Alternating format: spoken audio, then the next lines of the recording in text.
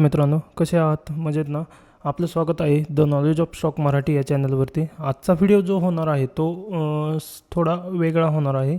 आपण त्याच्यामध्ये जी क्वांटिटी वाढलेली आहे किंवा जे सेबीचे रूल चेंज होणार आहेत 20 तारखेपासून, त्याच्याबद्दल डिस्कस करणार आहे. व्हिडिओ छोटासाच बनवणार आहे, जास्त मोठा नाही, पण त्याच्याबद्दल आपण डिस्कस करणार आहे. तर हा व्हिडिओ पूर्ण बघा, जेणेकरून तुम्हाला माहिती मिळेल की याच्यामध्ये चेंज झाल्यानंतर जे नवीन ट्रेडर आहेत किंवा जे नवीन ट्रेडर येणार आहेत त्यांच्यावरती काय इफेक्ट पडणार आहे किंवा त्यांच्या मनावरती किंवा त्यांच्या सायकॉलॉजीवरती काय परिणाम होणार आहे.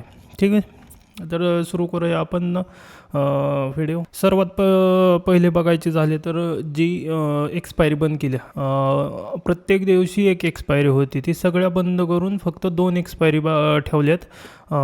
एक निफ्टी 50 आणि एक सेन्सेक्स. ठीक आहे, मग ह्याच्यामुळं काय झालं की एक्सपायरी बंद झाल्यामुळं एक पॉझिटिव्ह पॉईंट असा झालेला आहे की जे रोज रेग्युलर यायचे हिरो झिरो ट्रेड करण्यासाठी किंवा गॅमलिंग करण्यासाठी यायची, फक्त स्पाईक हुडकायसाठी मार्केटमध्ये यायचे की स्पाईक ट्रेड करायचा आहे ते व आपला लॉस करून जायचे, ते सर्व बंद होणार ह्याच्यामध्ये. कारण एक्सपायरी 2च दिवस असल्यामुळे काय होणार, स्पाईक भेटणार नाहीत, इंडेक्स मॅनिप्युलेट होणार नाही, जे हिरो झिरोसाठी येत होते ते बंद होतील. ही पॉझिटिव्ह गोष्ट झाली एक्सपायरी बंद झाल्यामुळं. एक्सपायरी बंद झाल्यामुळं अजून एक पॉझिटिव्ह गोष्ट कोणती झाली, ट्रेड कमी होणार. आता जे रेग्युलर कसं व्हायचं, एक्सपायरी ज्या दिवशी कमी अमाऊंटमध्ये ट्रेड भेटत होते किंवा जे लॉट होते ते कमी अमाऊंटमध्ये भेटायचे, पण आता एक्सपायरी 2 असल्यामुळे जे कमी अमाऊंटमध्ये ट्रेड भेटायचे ते भेटणार नाहीत व ट्रेड कमी करतील लोक व त्याच्यामुळे काय होईल, जास्त ट्रेड होणार नाहीत, त्यांची सायकॉलॉजी इफेक्ट जास्त होणार नाही व ते कंट्रोलमध्ये राहण्याचा प्रयत्न करतील. हे एक्सपायरी बंद झाल्यामुळं याचे परिणाम होतील असा एक अंदाज आहे. दुसरी गोष्ट, जी क्वांटिटी साईज वाढवली आहे, एक्सपायरी बंद करून एकदम बेस्ट केलेलं आहे. सेबीने जे एक्सपायरी बंद केली आहे ते एकदम बेस्ट केलेलं आहे, पण त्याच्यानंतर जी क्वांटिटी वाढवलेली आहे ट्रेडमध्ये, लॉट साईजची जी क्वांटिटी वाढवली आहे त्याच्यात थोडा जरा जे नवीन किंवा बिगिनर ट्रेडर आहेत त्यांना प्रॉब्लेम होणार आहे. क्वांटिटी वाढवल्यामुळं काय झालं आहे सांगतो मित्रांनो मला. आत्ता सध्याला आपण 25 क्वांटिटीनं ट्रेड करतो, म्हणजे एक लॉट घेतल्यानंतर आपल्याला 25 निफ्टी 50ची ट्रेड भेटतात, क्वांटिटी भेटते. पण आता काय होणार, एक लॉट घेतल्यानंतर आपल्याला 75 क्वांटिटी घ्यावी लागणार. एक लॉट जो आहे तो 75 क्वांटिटीचा केलेला आहे त्यांनी.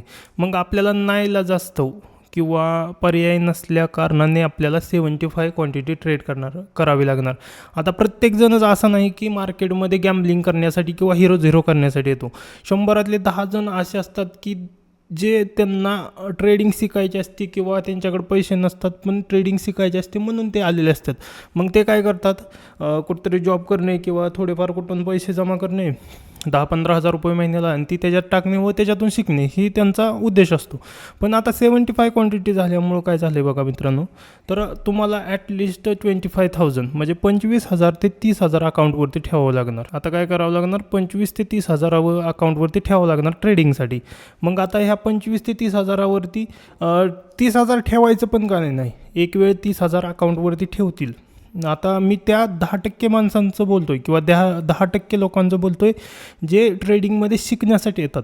गॅम्बलिंग करण्यासाठी येतात ती ऑलरेडी एक्झिट झालेली आहे. ती एक्सपायरी बंद झाल्यामुळे कसं झालं, फक्त 2 दिवस एक्सपायरी असल्यामुळे स्पाईक काय भेटणार नाहीत, मग हिरो झिरो खूप कमी भेटणार. मग त्यामुळं ऑलरेडी गॅम्बलिंग करण्यासाठी येणाऱ्यांची म्हणजे गॅम्बलिंग करण्यासाठी जे येतात त्यांना बंदी आलेली आहे ॲटोमॅटिकच. मग आता राहिले काय, ते जे 100रातले 10% आहेत जे शिकण्यासाठी येतात किंवा त्यांना ॲक्च्युअल ट्रेडिंग करायची असते त्याच्यासाठी येतात, मग त्यांचा हा प्रॉब्लेम होणार. आता काही जण असतील प्रॉफिटमध्ये असतील, काय नेट टू नेट असतील किंवा काय ट्राय करत असतील नेट टू नेट येण्याचा, हे सर्व चालू असेल त्या 10%मध्ये. ठीक आहे, मग आता त्याच्यात 10%मध्ये सगळे असे नाही की प्रत्येकजण 1 लाख रुपये 2 लाख रुपये घेऊन येऊन ट्रेडिंग चालू करत.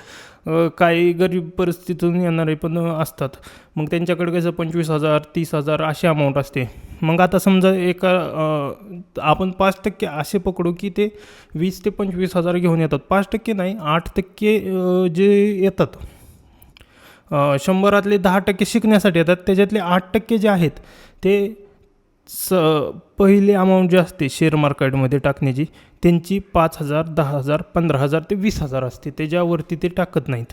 मग आता त्यांच्यासाठी हा व्हिडिओ बेनिफिट होणार आहे. ह्या व्हिडिओमधून म्हणजे बेनिफिट भेटणार आहे त्यांना की आपण काय केले पाहिजे. मग आता आपण ते त्यांच्या मनावरती आता काय परिणाम होणार ते एक बघूया. आता 30,000 किंवा 25,000 समजा त्यांना टाकलं आणि त्यांना क्वांटिटी 75 क्वांटिटी बाय करायची आहे. मग आधी आपल्याला म्हणजे 75 क्वांटिटी व्हायच्या आधी आपल्याला काय करायला लागायचं, 5,000 रुपये ते 6,000 रुपयात आपली एक लॉट येऊन जायचा. तेवढ्या एक लॉटमध्ये आपण शिकत होतो. ठीक आहे. मग आत्ता तीच क्वांटिटी 75 झाल्या कारणाने जर समजा तुमचा 25 क्वांटिटीवरती जर समजा 500 रुपये लॉस तुम्ही करत असाल दिवसाचा, तर आता तुम्हाला नाईलाजास्त 1,500 रुपये लॉस करावा लागणार आहे. जर तुमचा एक एसेल गेला तर तुमचे 1,500 जाणार आहेत. मग आता इथंच सगळ्यात मोठा जो गेम आहे तो इथं चेंज होणार. पूर्वी काय व्हायचं, 500 रुपये जायचे. मग 500 रुपये काही एवढी जास्त अमाऊंट नाही. जरी जास्त म्हणजे गेले तर एवढं काय वाटत नव्हतं किंवा मनाला असं वाटत नव्हतं किंवा सायकॉलॉजीवर परिणाम होत नव्हता की एवढे जास्त पैसे गेले असं तसं डोक्यात येत नव्हतं. पण आत्ता काय होणार, 1,500 रुपये गेल्या कारणाने प्रत्येकजण पॅनिक होणार.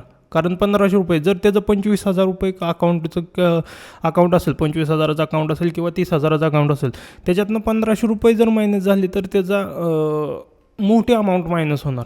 किंवा समजा त्याचं कंटिन्यू 2 एसेल गेलं तर 1,500 एका ट्रेडचा एसेल पकडून 2 ट्रेडचं एसेल 3,000 होणार. काय होणार, 3,000.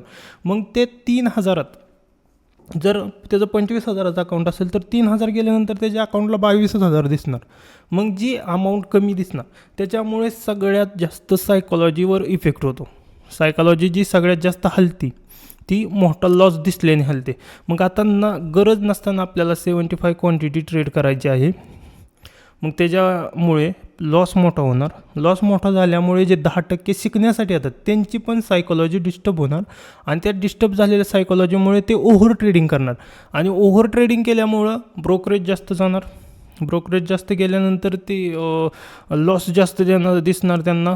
जिथं 1,500चा लॉस घ्यायचा होता ते 3,000 4,000चा लॉस घेणार. हे असे वेगवेगळे पॉईंट त्यांना फेस करावं लागणार किंवा ह्या सर्व गोष्टीतून त्यांना जावे लागणार आता सुरुवातीला. मग आता त्याच्यावरती पर्याय किंवा आपण ही 75 क्वांटिटी आता आपण कमी करू शकत नाही, CBC लढू शकत नाही आपण. मग आपण त्याच्यावरती पर्याय काय करू शकतो, तर आता जे 2 ट्रेड 3 ट्रेड जे प्लॅन करत होते ते जे ट्रेडर 2 ट्रेड दिवसाचे 2 ट्रेड करायचे किंवा 3 ट्रेड करायचे हे प्लॅन करत होते, त्यांना आता एका ट्रेडमध्ये काय असेल ते बघायचे आहे. म्हणजे तुम्हाला प्रॉफिट हो लॉस हो एकच ट्रेड. ठीक आहे. कारण दुसरा जर ट्रेड गेला, तुमचं कंटिन्यू 2 ट्रेड एसएलमध्ये गेलं आणि तुमचा एसएल जर समजा तुमच्या सेटअपनुसार एसएल जर 10 पॉईंट किंवा 20 पॉईंटचा लागत असेल तर 2 ट्रेडमध्ये एसएल तुमचं जवळजवळ 20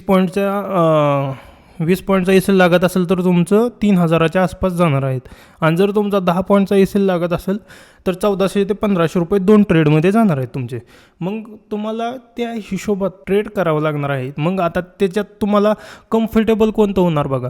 एक ट्रेड करणे, तुमचा जर 20 पॉईंटचा एसेल असेल किंवा 10 ते 20मध्ये एसेल असेल, 10 पॉईंटपासून ते 20 पॉईंटमध्ये एसेल असेल तर तुम्ही फक्त एक ट्रेड करणे.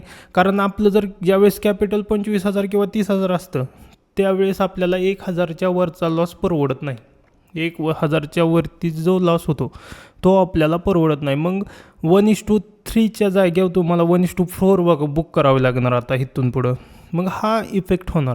मग त्याच्यातनं आपण कसं करायचं आहे की फक्त एकच ट्रेड घ्यायचा, 1:3साठी घ्यायचा. तुम्हाला दिवसाचा आता फिक्स डोक्यात ठेवायचं 1,500 रुपयाचा वरती लॉस तुमचा गेलेला नसला पाहिजे. जर एका ट्रेडमध्ये तुम्हाला 1,500 रुपये लॉस झाला तर दुसरा ट्रेड घ्यायचा नाही. एका ट्रेडमध्ये तुम्हाला 1,000 जरी लॉस झाला तरी दुसरा ट्रेड घ्यायचा नाही. दुसऱ्या ट्रेडमध्ये तुमचा 1,500 रुपये लॉस होणार आहे. मग तो टोटल काउंट केल्यानंतर 2,500पर्यंत लॉस जाऊ शकतो. त्यामुळं तुम्ही ॲटलिस्ट फर्स्ट ट्रेडमध्ये जर तुमचा 500 रुपये लॉस दिसला तुम्हाला तर दुसरा ट्रेड प्लॅन करा. नाही तर जर तुमचा 1000 किंवा 1500 रुपये एकाच ट्रेडमध्ये लॉस झाला तर तुम्हाला जे प्लॅन करायचं आहे ते फक्त त्या दिवशी तो एकच ट्रेड, नंतर तो म्हणजे सेटअप बंद करणे व दुसऱ्या दिवशी ट्रेड करणे ही सगळ्यात बेस्ट पर्याय राहील तुम्हाला इथून पुढे. कारण याच्यामुळे काय होईल, 1500 रुपये तर लॉस जाणारच आहे, जाऊ दे त्याचं काय नाही, लॉस बुक करायला आपण शिकतच आहे किंवा शिकणार आहे. पण जास्त लॉस जर बुक करायला शिकला तुम्ही किंवा जास्त लॉस होत असेल तर तुमची सायकॉलॉजी अजून हलेल. एक तर तुम्ही सुरुवात करत असता, सुरुवातीला सायकॉलॉजी बिल्ड करणं सगळ्यात अवघड गोष्ट असते, त्याच्यात जर तुम्हाला जास्त लॉस दिसायला लागले तर अजूनच प्रॉब्लेम होईल. त्यामुळं काय करायचं, 1 डे 1 ट्रेडची स्ट्रॅटर्जी फॉलो करायची. एका ट्रेडमध्ये तुम्ही ऑल डे वेट करून फक्त एकच ट्रेड करायचा आहे. तुम्हाला ज्यावेळेस तुमच्या ट्रेडची हाय प्रॉबॅबिलिटी वाटेल त्यावेळेसच ट्रेड करायचा व टार्गेट 1:3चं ठेवायचं. किती? 1:3. आणि लॉस आपण जो दिवसाचा ठरवला आहे तिथं आलं की एक्झिट होणे हा तुमच्यासाठी पर्याय असणार आहे. आता हा व्हिडिओ इथेच थांबूया मित्रांनो.